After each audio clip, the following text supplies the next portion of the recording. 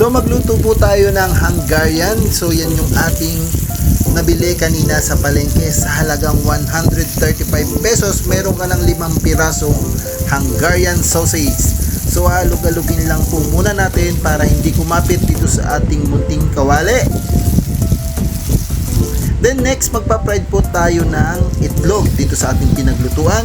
Medyo hindi po magandang paglutuan ng itlog itong ating kawali nito, pero itatry natin. So yan, dalawa po yung ating isinalang. Nalalagyan po natin ng kaunting pampalasa sa ibabaw ng itlog.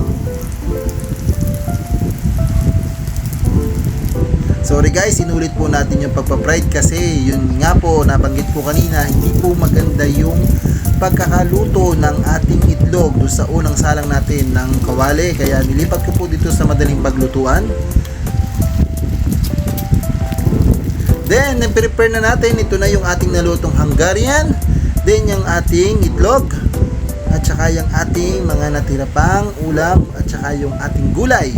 Guys, ito na po yung itlog na naluto ko kanina. Hindi po magandang kanilabasan. Then, yung ating rice para sa ating almusal. Sa nga pala guys, Happy Father's Day po sa lahat ng mga tatay dyan. Tara, kain na po tayo. Salamat po sa panonood.